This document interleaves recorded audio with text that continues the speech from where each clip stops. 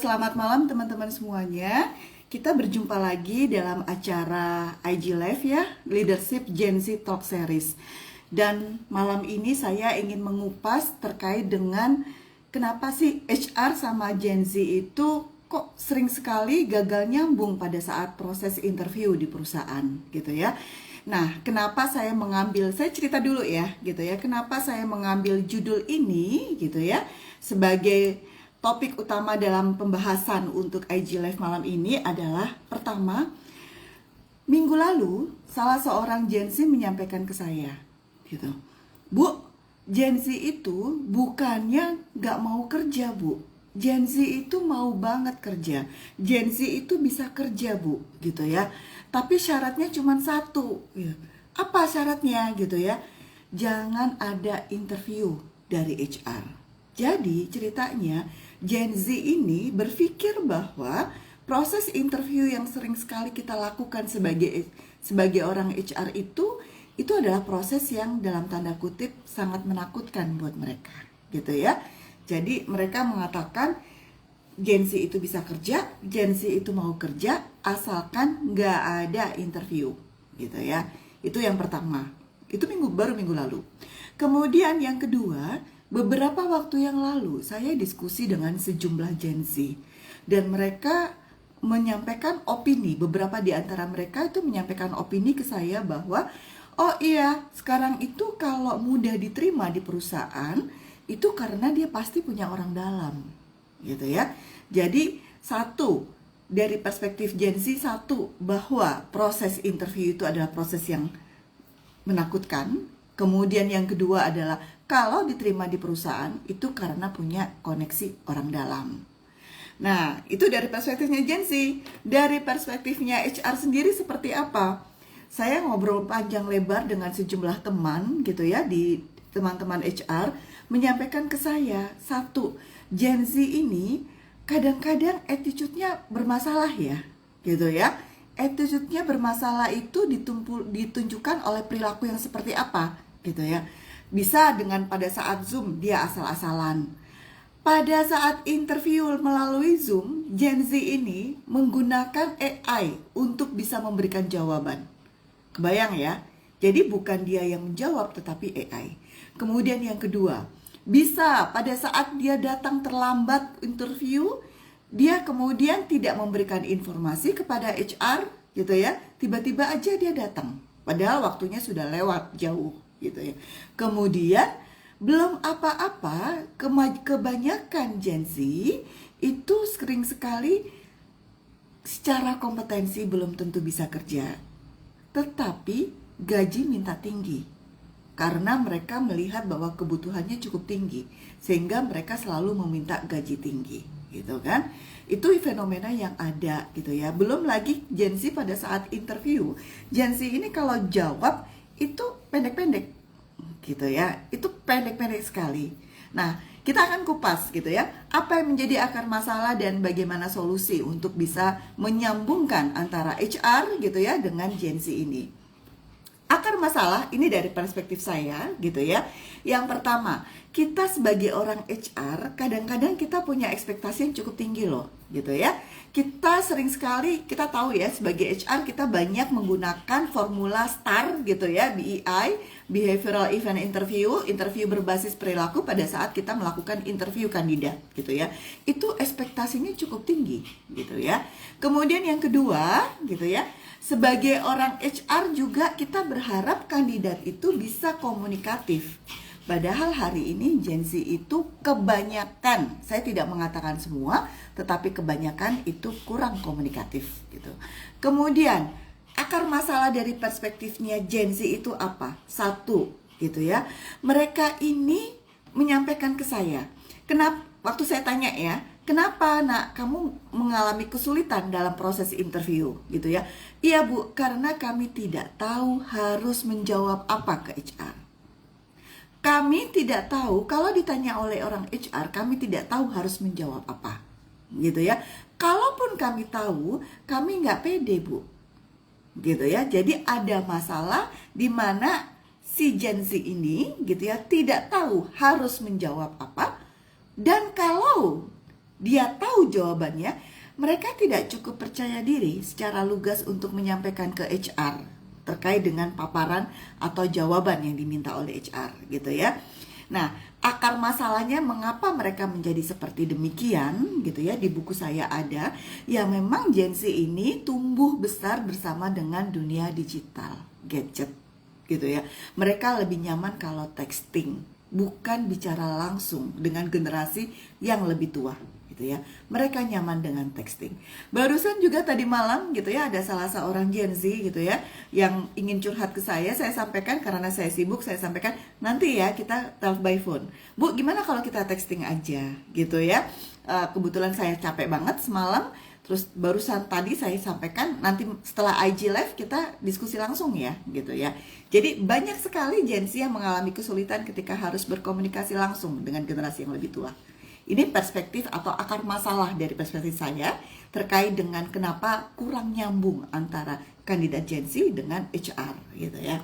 Nah, kemudian gitu ya, satu lagi gitu ya, fenomena yang banyak sekali. Sorry ya, saya agak lompat ke fenomena lagi ya. Itu dari perspektif orang tua. Beberapa teman saya gitu ya mengeluhkan, Fir, anakku ini lulusan dari fakultas favorit dari salah satu PTN ternama di Indonesia. Saya nggak sebutin. Tetapi kok susah banget ya cari kerja. Gitu ya, padahal dia pintar banget loh gitu ya.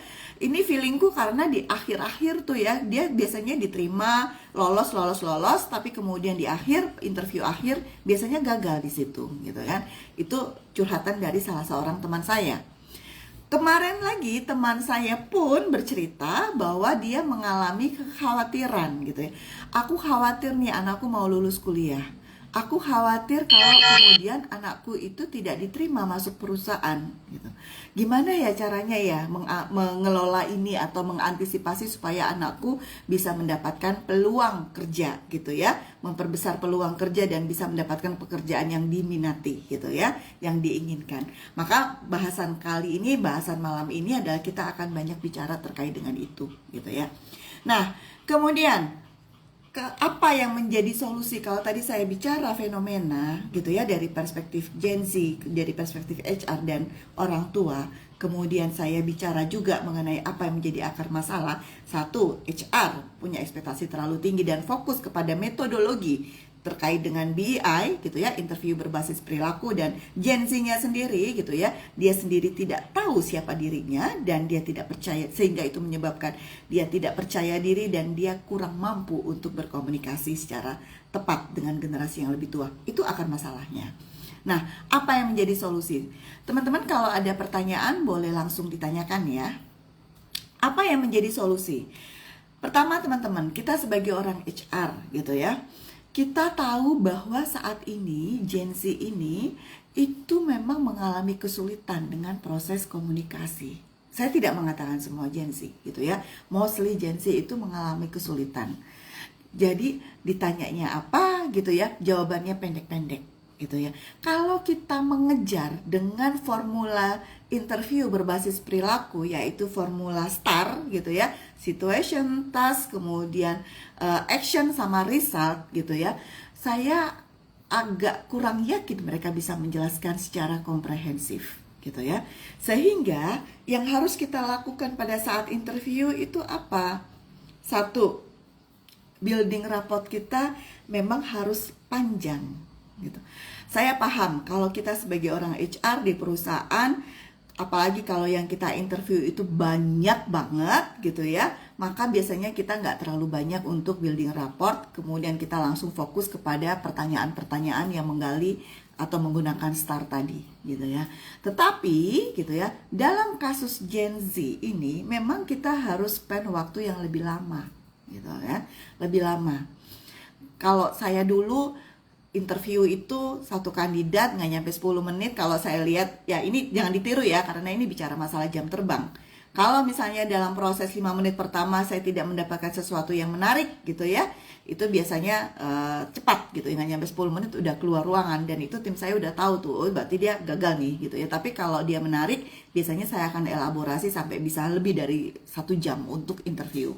Nah teman-teman, ketika kita menginterview Gen Z, pertama kita memang harus banyak atau meluangkan waktu lebih lama untuk rapport building ya, membangun kedekatan, membangun rasa nyaman, menciptakan rasa nyaman supaya Gen Z-nya itu sudah nggak takut lagi gitu ya, karena mindset di pikiran bawah sadar mereka interview sama HR itu menakutkan loh gitu ya. Jadi kita harus spend waktu itu lebih lama. Kemudian yang kedua, yang namanya jargon-jargon, istilah-istilah organisasi, istilah HR atau istilah teknis gitu ya, itu memang sebaiknya kita minimalisir gitu ya. Bahasa kita itu sedapat mungkin bahasa dengan menggunakan pertanyaan yang kita ajukan itu lebih baik kita menggunakan istilah-istilah yang populer di kalangan mereka gitu ya, populer buat Gen Z. Jadi kalau misalnya pertanyaan kita itu menggunakan bahasa atau terminologi yang terlalu teknis, terlalu HR banget, itu mereka akan susah untuk memahami gitu ya. Dan pertanyaannya itu tidak boleh beranak. Apa maksudnya gitu ya? Gini teman-teman, Gen Z ini ketika dia menerima informasi, dia mengelola informasi, kalau kita pertanyaan, oh iya ini seperti ini, bagaimana kalau ini. Kemampuan mereka mengelola informasi atau pertanyaan yang serangkaian sejumlah pertanyaan, dari satu pertanyaan ternyata ada beberapa aspek yang kita tanya gitu ya, itu kemampuan mereka relatif kurang. Jadi ketika kita mengajukan pertanyaan kepada Gen Z, maka sampaikan pertanyaan itu aspek per aspek gitu ya, aspek per aspek, tidak lagi beruntun gitu ya, karena kemampuan mereka untuk mengelola informasi yang kompleks itu memang cenderung lebih rendah dibandingkan kita zaman dulu, karena kita bicara mereka besar dengan gadget ya. Kemudian yang ketiga, saya mengusulkan kepada teman-teman HR bahwa teman-teman sebaiknya menggunakan tools untuk atau menggunakan studi kasus gitu ya. Kenapa gitu ya? Kalau kita tanya, misalnya kita tanya kepada Gen Z, Gen Z, kalau seandainya ya kamu dihadapkan pada situasi gini, apa yang kamu lakukan?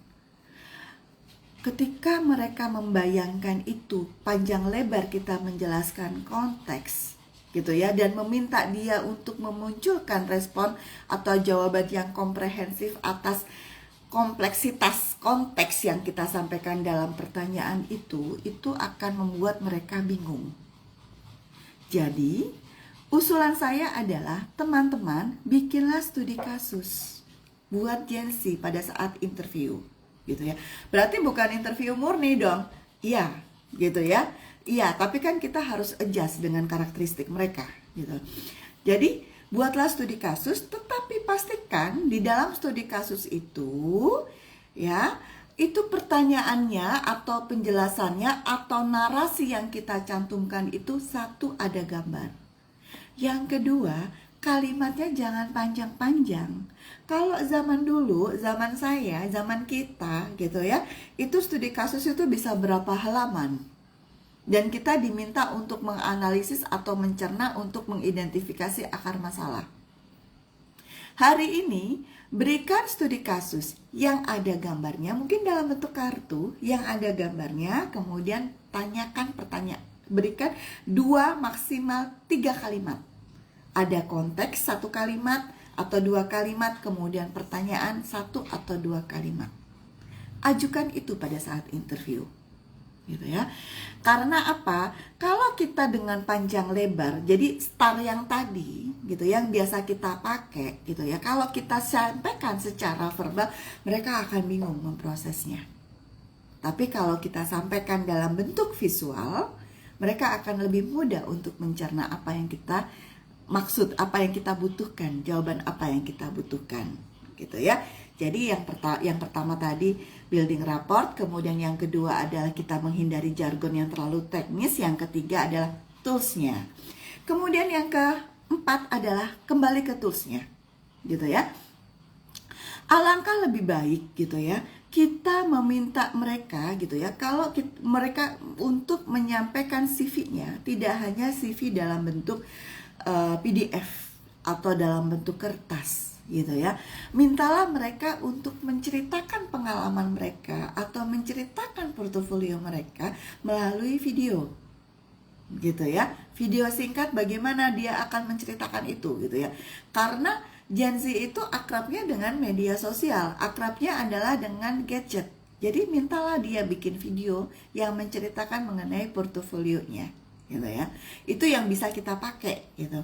Kemudian, gitu ya, mereka juga harus segera diberi feedback.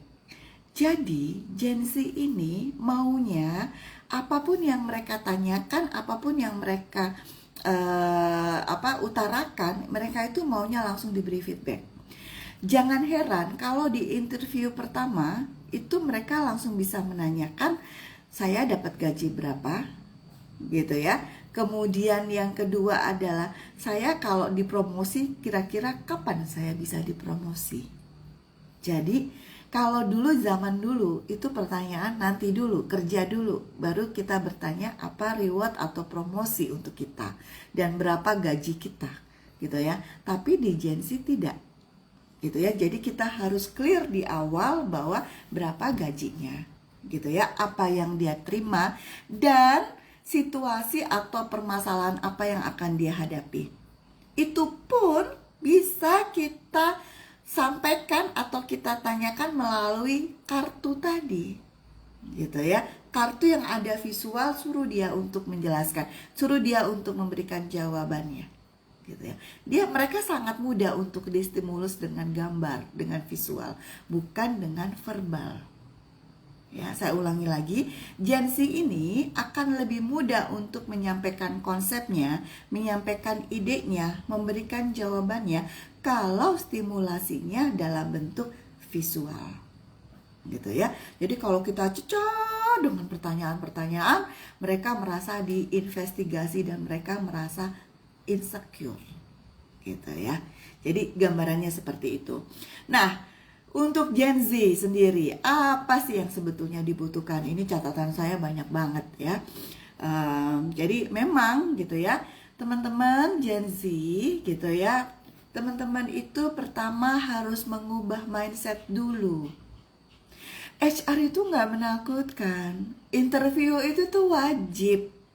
Kenapa interview wajib? Ya, bagaimana mungkin gitu ya melihat kesesuaian antara kebutuhan perusahaan dengan kualifikasi kandidat kalau tidak dilakukan interview, gitu ya. Jadi mindsetnya dulu, jangan takut, gitu ya. Bapak Ibu HR itu tidak akan menggigit kalian, gitu kan. Nah, supaya nggak takut, supaya gimana caranya bisa percaya diri, pertama gitu ya, yang harus diperbaiki adalah teman-teman sebelum interview harus melakukan riset dulu terkait dengan perusahaan ini. Perusahaan ini itu bergerak di bisnisnya apa ya, gitu ya. Kemudian kan ada company profile tuh, gitu ya. Itu yang kita pelajari, gitu ya. Kemudian perusahaan ini punya kantor cabang di mana saja ya, gitu ya.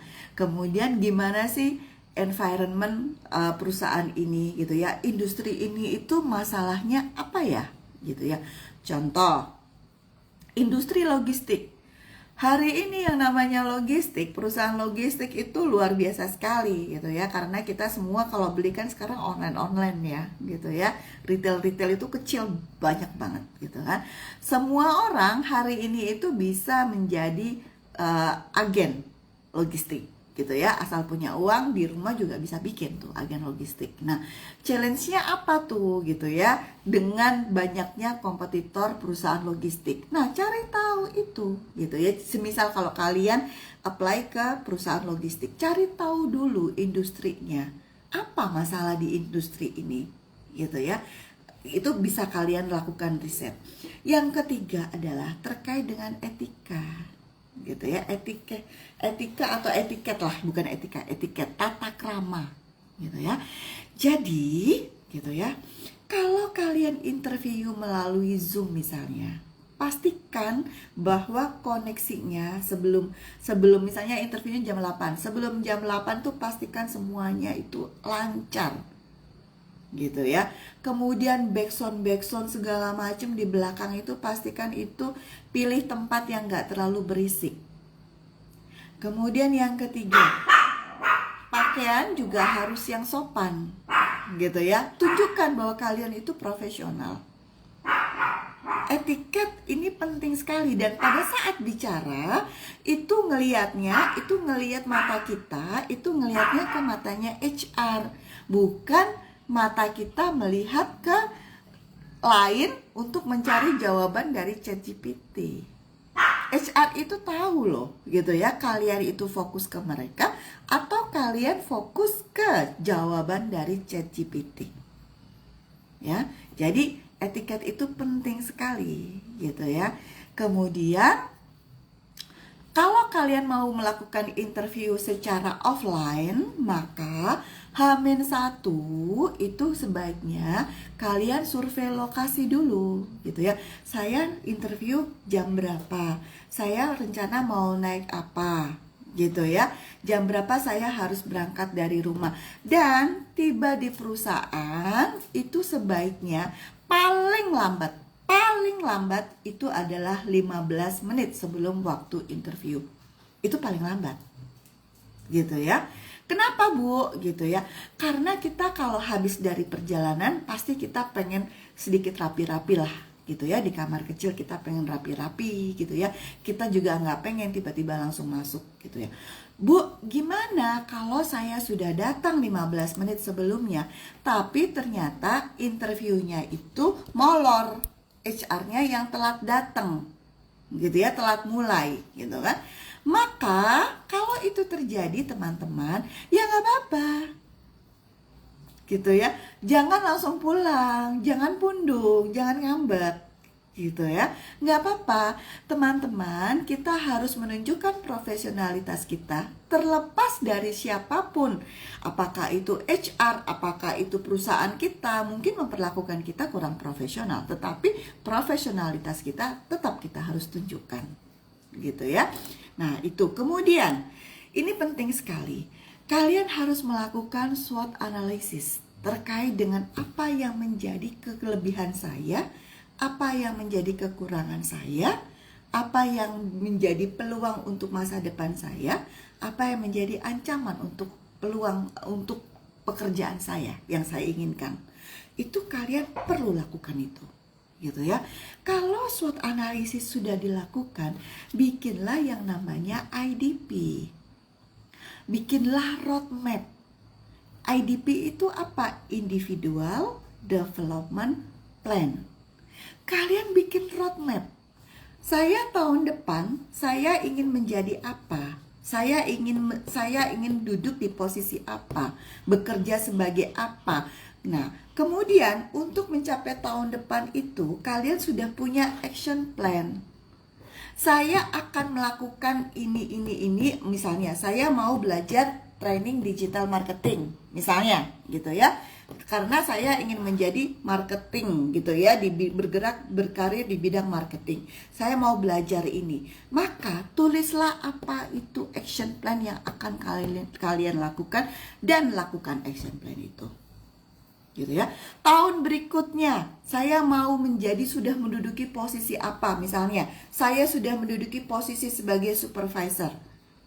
Maka dari tahun pertama sampai tahun kedua itu untuk menjadi supervisor, atau dari zero untuk menjadi supervisor, itu apa yang kalian akan lakukan? Belajar otodidak misalnya. Jangan pernah menunggu perusahaan itu akan mengirim kalian untuk mengikuti training supaya kalian memenuhi IDP kalian. Jangan menunggu. Bersyukur kalau perusahaan itu mengakomodir. Tapi jangan menunggu perusahaan. Kalian sendiri yang harus bergerak, punya inisiatif. Hari ini yang namanya belajar bisa di mana aja. Jadi tidak ada alasan kita tidak mau belajar karena tidak ada yang mengirimkan kita ikut pelatihan. Ya, bahkan pembelajaran itu gratis. Banyak sekali di internet hari ini. Ya. Kemudian, tadi SWOT analisis IDP. Mulai hari ini teman-teman Gen Z, walaupun mungkin ada yang belum dapat pekerjaan, ada yang mungkin masih kuliah, saran saya adalah lakukan langkah-langkah personal branding di LinkedIn, gitu ya, atau di media sosial kalian. Jadi kalau upload jangan berhenti untuk upload yang banyak receh-recehnya, tapi personal branding. Apa Bu yang saya jual kalau saya belum punya kompetensi kerja, saya belum punya pengalaman kerja? Apa Bu yang saya jual? Gitu ya. Apapun itu yang menunjukkan pencapaian. Misal gitu ya. Misalnya apa gitu ya. Teman-teman misalnya ada tugas dari kuliah, dari kampus gitu ya, untuk membuat website misalnya. Atau ada tugas dari kampus untuk PA terkait dengan tugas akhir atau skripsi, harus melakukan penelitian ini gitu ya. Nah, proses untuk menyusun skripsi itu, proses untuk praktek, untuk kebutuhan praktek atau pengambilan data atau pengolahan data, itu semua jual dalam tanda kutip ya. Ceritakan itu semua prosesnya di media sosial. Karena apa? HR akan melakukan investigasi di media sosial. Kalian punya jejak digital bahwa kalian melakukan atau menjalani suatu proses untuk mendapatkan suatu pencapaian. Ya, jadi mulai hari ini lakukan personal branding. Berhenti untuk ngomentarin hal-hal yang gak penting. Berhenti untuk posting kenyinyiran. Berhenti. Gitu ya, personal branding gitu ya. Bu, gimana kalau ternyata saya mengalami kegagalan? Kalau misal kalian apply ke perusahaan, kemudian kalian mengalami kegagalan, berapa kali kegagalan, misalnya 10 kali interview tapi gagal Bu, saya sudah kirim CV ke 20 perusahaan tapi baru dipanggil 1 Bu, berarti nggak ada yang bisa saya ceritakan dong Bu di LinkedIn. Salah. Ceritakan itu semua. Kegagalan itu tidak membuat HR antipati dengan kalian. Bukan kegagalannya, tetapi bagaimana sikap kalian pada saat kalian menyikapi kegagalan itu. Itu yang dilihat oleh HR. Oh, nih anak 20 kali kirim CV, gitu ya. Ternyata dia dipanggilnya cuma 1 atau 2 kali. Tapi dia tetap kirim CV, tetap semangat kirim CV. Oh, berarti dia punya dalam tanda kutip daya juang. Dia punya persistence, dia punya grit, dia punya resiliensi yang cukup bagus. Justru itu bisa menjadi hal yang positif. Jadi yang kita sampaikan di media sosial itu hal-hal yang natural. Ya, jangan ceritakan semua serba indah. Yang natural aja. Gitu ya. Kalau kita gagal kita cerita juga enggak apa-apa. Gitu ya. Tapi bukan kegagalannya, bukan peristiwa yang dilihatnya, tetapi sikap mindset kita, sikap mental kita, effort kita untuk bangkit. Itu yang dilihat oleh HR. Ya. Kemudian pada saat kita ketemu HR, sebelum kita ketemu HR, kita sudah belajar dulu. Nih HR mau nanya pertanyaan apa nih? Pakai rumus apa nih pertanyaan yang mau disampaikan? Gitu ya. HR di mana-mana banyak pakai yang namanya formula STAR atau interview berbasis perilaku. Apa itu Bu Firly? Interview berbasis perilaku? Googling nak, googling. Ya, di YouTube banyak sekali gitu ya, interview berbasis perilaku. Sehingga kalian sudah punya bayangan kira-kira nanti HR mau nanya apa ya. Karena kalian sudah punya bayangan HR mau nanya apa, maka sebelum interview, maka belajarlah sering-sering untuk latihan. Gitu ya. Latihan di rumah, nanti kira-kira pertanyaannya apa ya HR. Bikinlah pertanyaan-pertanyaan itu. Kemudian latih menjawab pertanyaan-pertanyaan itu.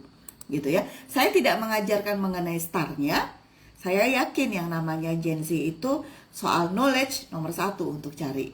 Gitu ya. Cari sendiri nanti di YouTube. Apa itu STAR gitu ya. Formula yang dipakai oleh HR dalam merumuskan pertanyaan-pertanyaan dalam proses interview. Gitu ya. Dan yang terakhir adalah gitu ya, tadi saya sudah menyampaikan, itu adalah balik lagi saya tutup dengan mindsetnya Gen Z harus diubah. Gitu ya. Bu Firly, kita harus berubah. Ya. Gitu ya. Nggak mungkin teman-teman gitu ya. Kalian entry level harus adjust. Bukan hanya Gen Z yang harus berubah, tetapi HR pun kalau mau nyambung nih ya, HR-nya tadi sudah saya kasih tips bagaimana bisa masuk ke Gen Z-nya pun juga harus berubah. Tadi saya sudah diberikan langkah-langkah. Mindset bahwa yang perlu digarisbawahi, satu, yang penting sekali untuk entry level seperti Gen Z adalah bekerjalah untuk membuat dirimu dikejar-kejar oleh uang. Jangan bekerja untuk mengejar uang. Saya ulangi lagi ya, teman-teman Gen Z. Mindsetnya dalam bekerja itu bikinlah diri kita dikejar-kejar oleh uang, bukan kita lari-lari mengejar uang ya. Oke, kesimpulannya apa? Action plan yang harus dilakukan untuk HR ya, kita mesti rapport buildingnya waktunya lebih lama lagi ya. Kemudian hindari jargon-jargon teknis. Kemudian tools pada saat interview, ya nggak apa-apa kita kasih lah itu ya, kartu-kartu yang menggali star. Jadi kalau verbal, kita verbalnya yang biasa kita tanyakan, kita pindah ke dalam bentuk gambar ya. Kemudian yang keempat gitu ya, bisa kita minta juga dia untuk memberikan video-video terkait dengan portofolio. Dan yang terakhir adalah HR segera berikan informasi apakah dia diterima atau tidak. Kejelasan informasi terkait dengan apa yang didapat, bagaimana situasi, segala macam itu sampaikan di depan ya. Jangan yang indah-indah, yang buruk-buruknya juga sampaikan di depan gitu ya. Karena itu akan membuat mereka lebih fair ketika mereka udah lebih ready secara mental kalau mereka bergabung. Untuk Gen Z, satu, mindset bahwa bikin diri kita dikejar-kejar uang, bukan mengejar-ngejar uang. Kemudian interview itu adalah ngobrol, bukan investigasi. Jadi jangan takut, HR nggak akan gigit kalian. Yang ketiga adalah riset perusahaan. Yang keempat adalah etiket gitu ya, tata krama yang harus diperhatikan. Kemudian yang kelima adalah SWOT analisis. Keenam adalah membuat IDP, Individual Development Plan. Yang ketujuh adalah lakukan personal branding gitu ya, supaya lebih percaya diri gitu ya. Dan yang kedelapan, pelajari, bikin simulasi, kira-kira HR mau nanya apa dan saya harus jawab apa dengan formula STAR yang tadi. Teman-teman, sudah pukul 20:33, saya pikir sudah cukup. Kembali lagi seperti biasa, rekaman akan langsung saya sampaikan di IG Live gitu ya, di IG saya gitu ya, di IG saya. Silakan kemudian disimak gitu. Kalau ada pertanyaan, kalau ada komentar bisa DM saya atau langsung komen di dalam reel saya terkait dengan rekaman malam ini. Demikian dari saya, semoga topik malam ini bermanfaat dan sampai ketemu di minggu depan ya untuk episode yang ke-21. Terima kasih. Dadah, selamat malam. Saya tutup ya.